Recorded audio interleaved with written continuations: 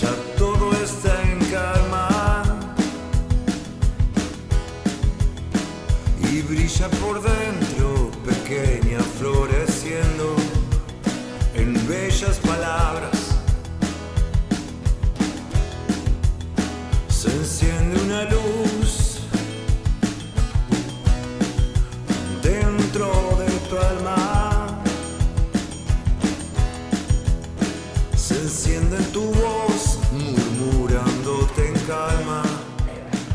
Y se enciende la luz nuevamente y arrancamos corazoneando con la presencia de Gustavo Ciacia, Bien. sommelier. ¿Cómo estás, Gustavo? Bien dicho, bien. Sí, bien, todo bien, por suerte. Qué lindo trabajo que te conseguiste, ¿eh? ¿Tuviste que estudiar mucho para sommelier? Sí, es bastante. También convengamos que es un trabajo que tiene mucho vinculado al placer, y el placer personal y al placer que uno tiene que tratar de transmitir al que tiene enfrente, ¿no? Entonces es bastante interesante. Digo, yo soy ingeniero en fluidos hidráulicos. Tenés un problema que yo no lo tengo, por suerte. No me digas, no me digas. Ya, pero aparte de sommelier, vos también te desempeñás como representante y como distribuidor. Claro, yo estoy en la parte de comercialización de los vinos hace ya unos 4 o 5 años y bueno, me dedico full time a eso antes. Durante mucho tiempo la sommelería fue un hobby interesante y bueno, hace un tiempo es mi medio de vida, ¿no? Así que bastante divertido. Qué lindo, qué lindo. Y le vamos a contar a todo el mundo que estamos en la semana del vino tinto.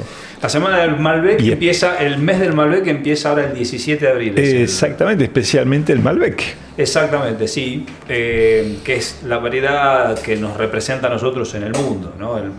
La variedad Malbec, que es una variedad de origen francés, nos identifica a nivel mundial y es sinónimo de Argentina, mucho más que de su lugar de origen, en donde la variedad era una variedad medio olvidada, bastante secundada de alguna forma, yo hago así con la mano, ¿no? Bastante secundada, bastante relegada, llega acá a la Argentina y en la Argentina se encuentra con un espacio en donde se puede desarrollar de una manera que también tiene que ver un poco con la idiosincrasia de nuestro país, ¿no? Yo creo que hay una analogía en todo eso. Y se puede encontrar bien, se desarrolla muy bien y hace que Argentina hoy pueda mostrarse en el mundo a partir de esta variedad, que tiene un montón de ventajas, ¿no? Pero fundamentalmente esta es la identidad de Argentina en el mundo. ¿Y qué otras ventajas le encontrás? ¿A través del sabor, por ejemplo? Sí, algunas agronómicas es que es una variedad muy plástica, es una variedad que se adapta muy bien a distintos suelos y a distintos climas. Entonces bien argentino, si es flexible y plástico. Cual, claro, yo soy un poco de tomar analogías con las personas y no deja de tener una característica. Entonces hoy vos tenés Malbec en la latitud 45 en Chubut, casi en el límite con Santa Cruz, hay plantado Malbec, y tenés plantado Malbec a 3.200 metros de altura en Jujuy, y la variedad funciona, no de la misma manera y no con las mismas particularidades, y esto está claro, pero es cierto que la variedad soporta y lo funciona, anda muy bien en todo eso. Entonces tiene mucho de esa plasticidad. Y la otra ventaja que tuvo siempre históricamente, que era el papel que cumplía, de ser una variedad que es muy profunda de color, o sea, dentro de las variedades tintas es probablemente una de las más profundas, la que da colores muy muy profundos, y eso hacía que ayudara a otras variedades que no tenían tanta profundidad a jugar un poco con eso. Entonces acá se encontró durante muchísimo tiempo en un lugar muy secundario, hasta que en algún momento, bueno, se desarrolla y hoy está ahí en el mundo, ¿no? No es la única, hay un montón, pero es la variedad que hoy a nosotros nos identifica. Se ayudó a que Argentina tuviera un lugar en el mapa que no lo tenía, a pesar de ser un gran productor de vinos. Vos sabés que tengo una anécdota muy linda sobre ese tema, porque en el año 2008 yo estaba en Francia, estaba haciendo una especialización a través de una beca del gobierno francés, y descubrí un día en el diario que Argentina y Francia habían firmado un tratado. Ajá. Y era el primer tratado de la historia en el que Francia le pedía a un país la posibilidad de usar un nombre, que era el Malbec. Claro, porque hay que entender esto. La vid es una planta que a nosotros que somos pueblos de origen latino, ha pertenecido en gran medida como parte de la cotidianeidad. Como todo lo que es cotidiano sufre de un montón de variaciones y un montón de variantes que tienen que ver con lo que se usa día a día, entonces tiene adaptaciones de los nombres, adaptaciones de las formas de uso, de la forma de elaborarlo, que tienen que ver con los lugares, ¿no? Entonces, Malbec es un nombre que en gran parte de Francia no se conocía, tenía otros nombres, Côte d'Auxerrois, tenían otros nombres en su lugar de origen, que es una zona muy chiquitita cerca de Burdeos que se llama Cahors. Así que... exactamente, claro. Originariamente la cepa es el Cahors, que es un vino bastante seco y bastante pobretón, Claro. en relación al resto. ¿Sí? Y dentro de los vinos famosos de Bordeaux se utilizaba con esa finalidad de darle al corte profundidad de color. Pero siempre fue una variedad muy ninguneada. Acá llega, de la mano de Homais Pouget, que fue digamos, el padre de la enología nacional, que el 17 de abril, que es el día que se celebra, el Día del Malbec, funda la Escuela Agronómica en Mendoza, y dentro de eso trae un montón de variedades francesas, entre las cuales se encontraba la variedad Malbec, ¿no? Estamos hablando año 1860 y pico, estamos hablando hace muchísimo tiempo atrás. Pero fue la cuna de la vitivinicultura tal como se conoce actualmente. Sobre eso tengo una anécdota también, Sí. porque Sarmiento le dio guita a este ingeniero agrónomo francés, fundamentalmente para que traiga Cabernet. Sí. Y no sé, los números no dieron, no sé en qué lo habrá gastado, y trajo un poquito de Cabernet y muchísimo de Cahors, ¿no? Claro. Que después se terminó transformando en nuestro querido Malbec. Exactamente. Y durante todo ese tiempo la variedad estaba metida dentro de un montón de variedades francesas. Recordemos que la viticultura argentina hasta la década del 70-80 era una viticultura totalmente diferente. El modo de consumo era totalmente distinto. Entonces, ¿Cómo era? mucho volumen, mucho vino cotidiano, mucho más consumo que actualmente. Uno habla de vinos y asume necesariamente creer que eso se respalda en litros que se venden en el mercado, y la realidad es que no es así. En la década del 70 o en la década del 80 se vendía muchísimo más litros de vino que ahora. Se tomaba vino cotidianamente, se tomaba mucho vino, tomaba vino toda la familia. Eso hoy no sucede. Entonces era una viticultura totalmente distinta, y en donde hay ya tantas las distinciones de las variedades y todo eso, no tenían tanta... Era como vamos todos para el lado de los tintos, tenemos que hacer tinto, vamos con todo esto de tinto, y no importa mucho qué hay. Se tomaba más blanco antes entonces, ¿no? En la década del 70 se llegó a tomar más blanco, pero históricamente el consumo es más de tintos que de blancos, ¿no? En la década del 70 se hizo una variación y se tomó un poco más de blanco, pero siempre se tomó mucho tinto. Pero dentro de esa variedad de tintas no importaba si adentro había Cabernet Sauvignon, Malbec, Bonarda, mientras sea tinto y sea de la marca que vos consumías, la verdad que era medio irrelevante. Entonces durante todo ese tiempo la variedad Malbec quedó medio parado ahí, no tenía tanto peso. Después en algún momento empezó a destacarse, y ese destaque tenía que ver con que era una variedad que no se enfermaba, una variedad que daba buenas cantidades de litros con mucho color. Entonces todo eso ayudaba a que esté en el radar de la gente, ¿no? Y después de la tipicidad que llegó a lograr en Luján de Cuyo y todo eso. Gustavo, ¿y cómo fue que descubriste el mundo vino? ¿Qué pasó? ¿Hubo una revelación un día? ¿Apareció una nube? ¿Te iluminaste? No, mira, curiosamente a mí me pasa algo muy particular, que yo me crié tomando vino, porque te vuelvo a decir, en mi época yo tomaba vino con soda cuando vos eras chico, y el resto de la familia tomaba vino, y así funcionaba todo, ¿no? Pero a mí lo que me llamaba la atención, más allá del gusto del vino o no, era cómo es que llegaba, cómo es que pasaba esto, cómo es que yo tengo un racimo de uvas y termino en esto, ¿por qué pasaba esas cosas? A mí me interesaba saber el proceso. Y entonces a partir de ahí empecé a ver que estaba interesante, se podía ver variaciones, variantes, cómo funcionaba todo eso. A mí me llamó más la atención saber el proceso. ¿Por qué yo tengo jugo de uva acá y acá tengo vino? ¿Qué pasa en el medio? Y esas cosas a mí me volvían loco. Qué fantástico. Tenías ahí un espíritu científico. Estaba buscando el funcionamiento de los fluidos. Claro. Y además, porque eso también te lleva a ponerte a pensar y no quedarte parado en el lugar común, que es algo que hoy es muy difícil de lograr muchas veces en los consumidores, torcerle el resquemor que nosotros podemos llegar a tener en el momento de consumir algo, por decir, bueno, y si no me gusta, y si me cae mal, no, yo no sé tanto, ¿viste? Todas esas cuestiones que son muchos prejuicios, que todo lo que esté vinculado a la alimentación y a todo lo que vos ingerís está muy, muy marcado. Entonces, yo ya no tenía tanto ese problema, a mí me gustaba decir, bueno, vamos a probar, a ver, y vamos a probar otra cosa, vamos a probar, y había que ver de qué se trataba, y acá estoy. Probando, fuiste llegando. Sí, totalmente. No, llegar no, eso es un tema que hay que entenderlo súper rápido, mientras más rápido lo entiendas mejor. Nunca llegás al pleno conocimiento de nada. ¡Qué un filósofo! Hay una frase de un filósofo llamado Sócrates, creo que era de él, que decía, yo lo único que sé es que no sé nada.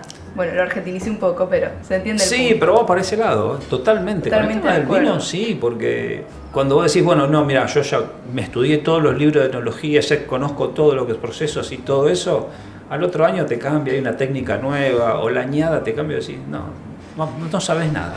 Yo me canso de contar anécdotas en donde hablo de la vitivinicultura, la enología, cuando yo estudiaba, no tiene nada que ver con lo que pasa hoy actualmente, no tiene nada que ver. Regiones que antes no existían y hoy están absolutamente vigentes, y de así ves un montón. Entonces sí, pero esto pasa con casi todo, ¿no? Si te pones a pensar. Vos sabés, Gustavo querido, que nuestro programa se llama Corazoneando por la Vida, justamente porque vamos con el corazón adelante, ¿viste? Y hemos encontrado que el vino, especialmente el vino tinto, ayuda al corazón, empuja al corazón, tiene muchos elementos que le hacen bien, ¿no es cierto? Eso que decía Favaloro, de que una copita de vino tinto o 2 por día le venía muy bien al corazón. Sí. ¿Es cierto? Sí, es cierto, porque hay un compuesto que se da en los vinos tintos, en mayor o menor cantidad, depende de cada variedad, que se llama resveratrol, y que es un poderoso antioxidante. Entonces ayuda a eliminar los radicales libres y te hace que vos tengas mucho mejor. O sea, si tomas bien vino, es probable que te vaya mejor en la vida en un montón de aspectos. Que si tomamos la bebida de la marca que empieza con C y termina con cola. Claro, bueno, sí, totalmente, ¿no? Y de hecho, si te pones a pensar, el vino fue durante un montón de tiempo la mejor manera de poder consumir agua sin contaminarte, cuando los procesos para purificaciones de agua no eran tan fáciles. Ese concepto no lo tenía. Qué bueno, Gustavo. ¿Querés desarrollarlo un poquito?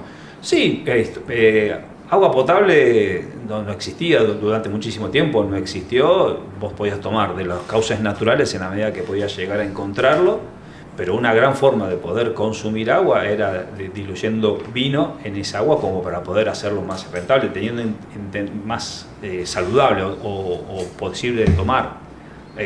Hay que entender que casi el 15%, entre el 12 y el 15% del total del volumen de un litro de vino es alcohol. Y eso es un desinfectante natural, de alguna medida. Y durante muchísimo tiempo se utilizaba vino diluido como una forma de poder ingerir líquidos que de otra manera si no lo podías hacer. O sea que el vino, especialmente el tinto, es antioxidante. Totalmente, sí. Y aparte, desinfectante. Y sí, te deja precioso por dentro. Una preciosura. Después, otro tema que, ¿sabes?, siempre nos interesó a nosotros es que hay vino y uva y vides en prácticamente toda la historia de la humanidad y en prácticamente todas las geografías. Sí, desde los vikingos hasta los patagones, todos anduvieron o tuvieron experiencia con la uva, con los racimos, con el vino, ni hablar los romanos, los griegos, etcétera, etcétera, etcétera, ¿no? Sí, dentro de lo que es la historia occidental, la vid ha tenido un gran peso específico. Gran parte de los movimientos, las grandes disputas bélicas y grandes los movimientos de las naciones durante mucha parte, mucho tiempo de nuestra historia, estaban vinculados, entre otras cosas, a la adquisición de vino, entre eso, ¿no? De hecho, la región de Burdeos fue durante muchísimo tiempo parte del Reino de Gran Bretaña. como vos mencionabas, el tema de los vikingos y su mención al primer descubrimiento que hacen ellos de América y cómo lo llaman, también tiene que ver con eso. Muy bueno.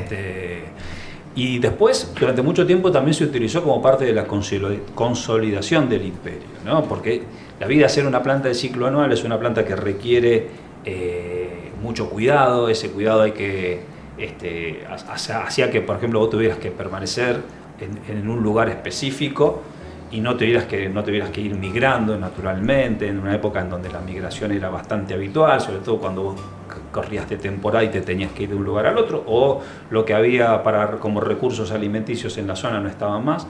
La vid te ayudaba a asentarte. El Imperio Romano utilizó mucho de ese sistema para poder ir asentando y afianzando su imperio, ¿no? Y todos los países del Mediterráneo han tenido un peso muy importante, muy grande en el tema de la vid. Hoy, lamentablemente, gran parte de eso no tiene relevancia porque pertenece a países musulmanes en donde el vino es una bebida que no está permitida. Por lo tanto, hoy casi toda la cuenca del Mediterráneo, en la zona de África y gran parte de Asia, hoy no tiene prácticamente relevancia. Pero todos los países de la cuenca del Mediterráneo han tenido un peso muy importante dentro de la historia vitivinícola. Después fue migrando hacia otros lugares, ¿no? Pero de hecho nosotros somos hijos de italianos y españoles, dos de los tres países más importantes en la producción de vino hasta actualmente, ¿no? Que son Francia y España e Italia, ¿no? Y después Francia, que es el otro país. Pero sí, has tenido muchísimo peso, muchísimo peso. La iglesia ha ayudado mucho también, porque ha sido parte de sus rituales. Exacto. Sí. Vos sabés que una de las cosas que vimos acá también, Gustavo, a través del medioevo, ¿no es cierto?, ¿no? Cómo se generó un circuito de la cerveza para los sectores populares, que de alguna manera los alimentaba, ¿no es cierto?, Sí. Y del vino para sectores menos populares, que justamente tenían que ver con otra función, entre ellos la función religiosa, ¿no es cierto? Claro, en la Edad Media,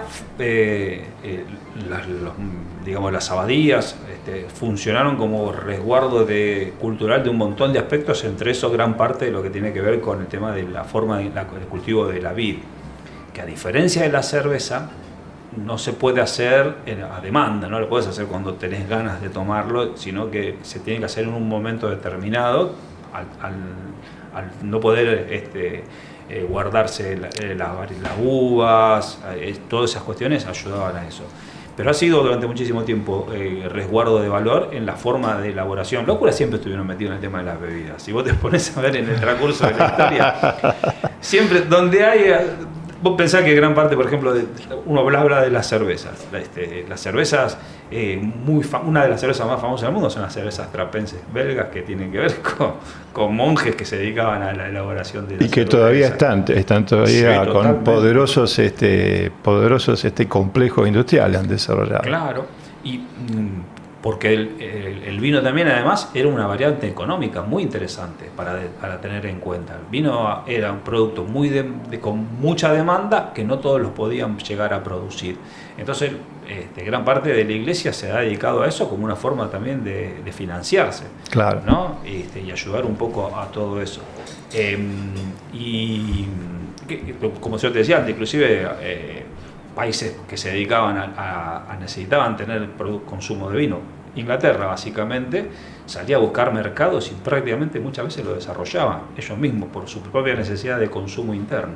Bueno, vos sabés que otra de las cosas que hemos encontrado en nuestro camino, justamente cuando visitamos Porto, en Portugal, nos encontramos que, salvo Ferreira, todas las demás empresas eran inglesas. Claro. Los ingleses se quedaron con la producción del vino portugués, y le quedaba más cerquita para llevárselo a Gran Bretaña, así que directamente lo compraron, y salvo muy pequeñas empresas o Ferreira, que es muy grande, el resto pasaron todas a manos inglesas. Sí, si vos te pones a ver, hoy tenés muy gran parte de las marcas de oportos actuales también tienen todos nombres ingleses. Taylor, bueno, sí, hay un montón.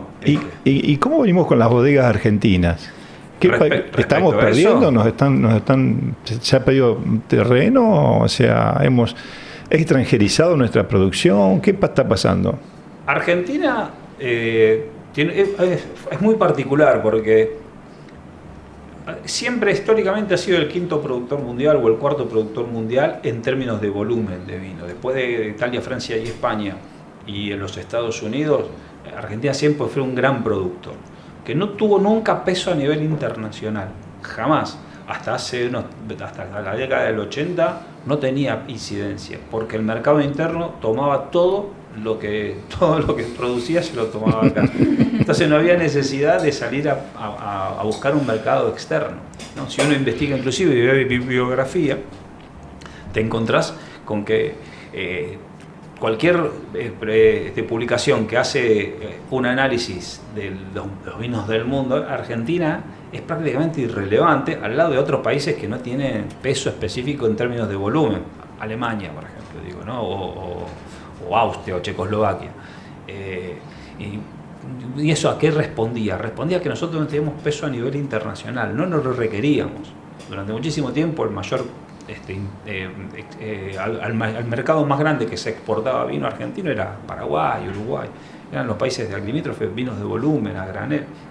Es un poco lo que yo te contaba antes de esta cosa de que el mundo era otro en ese sentido. En la década del 80 hubo un par de cambios bastante grandes y hizo que Argentina tuviera que salir a acaparar mercados. Y eso hizo dos cosas, que muchos productores tuvieran que salir a entender cómo funcionaba el mundo en términos vitivinícolas, y en otro lado que mucha gente de afuera empezó a ver la Argentina como un lugar para poder hacer inversiones. Y en ese momento llegaron muchas inversiones y llegaron mucha gente con voluntad de hacer buenos vinos de calidad. Entonces se encontraron con un montón de ventajas que tiene nuestro país en ese sentido, ¿no?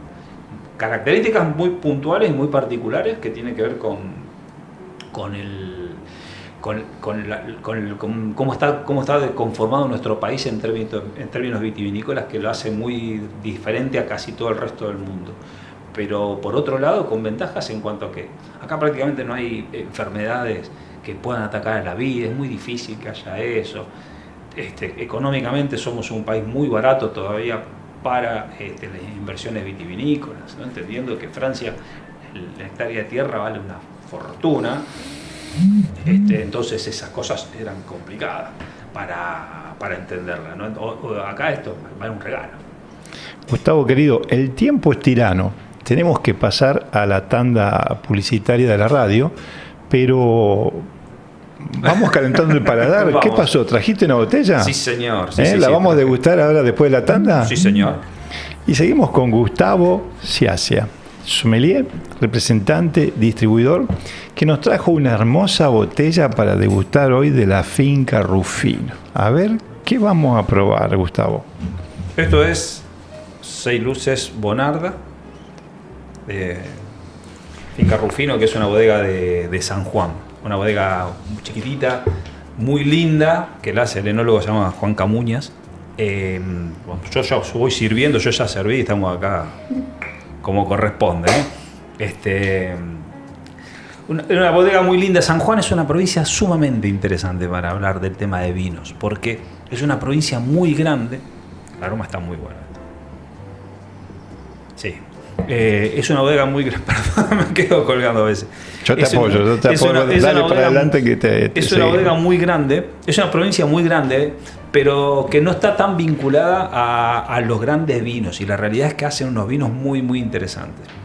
Esta bodega tiene este Bonarda, que está bastante premiadito, y un torrontés sanjuanino, por supuesto, que se dedican mucho a eso, ¿no? Y el Claudio, que es el dueño, le puso 6 luces porque en un mensaje así medio como mafioso, ¿no? Porque si vos ves la contraetiqueta así, 6 luces era como le decían a los revólveres en la época de los guapos y los malegos por los disparos, ¿no? Por eso representa un poco eso. Y también juega un poco con que son 6 los integrantes de la familia, él con su esposa y los hijos. Entonces juega un poco con eso, ¿no? De mostrar las 6 luces. Y bueno, es un Bonarda que la verdad que está muy lindo. Bonarda es una variedad italiana muy linda, muy disfrutada, muy amable. Hermoso color y tiene un perfume bastante avainillado, bastante... Sí, muy amable. Realmente, la verdad que está muy piola.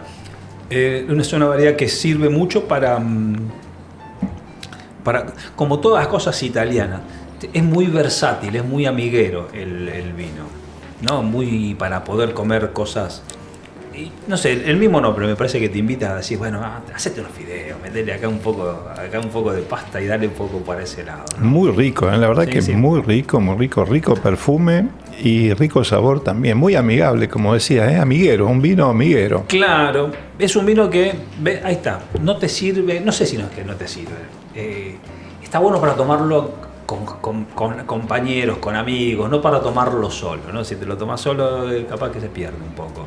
Y está lindo, y como casi todo, como gran parte de la producción de la Argentina, hoy te encontrás con que le falta desconocimiento a todas estas marcas, le falta posibilidad de que el consumidor las conozca, que el consumidor llegue y se entere de qué se trata lo que está tomando, porque el marketing hoy juega muy fuerte en las grandes etiquetas y en las grandes marcas que se encuentran en muchos lugares, pero hoy la industria es muy versátil, está muy atomizada, tiene un montón de grandes jugadores que hacen productos sumamente importantes. Hay que encontrar un consumidor que sea curioso, y ese consumidor curioso se va a encontrar con sorpresas fantásticas. Si entras en la aventura del mundo del vino, vas a poder encontrarte con cosas sumamente interesantes, que no necesariamente significa que tengas que poner un montón de plata, porque eso es otro tema que generalmente la gente me dijo que juega tranquilo en el caso de decir, che, pero esto va a valer un montón de plata. No, para. No te vayas a creer que tenés que poner un montón de guita por vinos, por buenos vinos. Hoy, gracias a Dios, la industria vitivinícola argentina te permite en distintas franjas de precio tener un montón de productos sumamente interesantes. Jugar el juego que tu bolsillo te permita.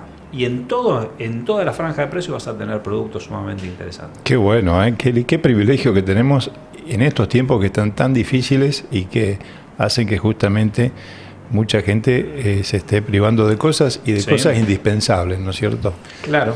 Hoy la industria del vino te permite que si parte de tu satisfacción está vinculada a una copa de vino, hoy tengas en distintas franjas de precio opciones como para poder hacerlo y sin que vos pierdas satisfacción. Vos me decís, bueno, que si el bolsillo te da para vinos de 10.000 pesos, tenés opciones. No llegás a 10.000. Estoy en 5.000, tenés opciones interesantes. Ando bien, estoy en 15.000, tenés opciones interesantes. O sea, esa alternativa a otras bebidas no te las permiten fácilmente. Hoy otras bebidas no son tan fáciles, no tenés tanta elasticidad en precios. Hoy acá tu bolsillo, el vino tiene un producto para tu bolsillo independientemente de cuál sea. ¿Y cuántas bodegas habrá en Argentina más o menos? Porque grandes, medianas, pequeñas, debe haber un paquete, sí, ¿no? Un montón. Ya se hace vino en muchísimas provincias.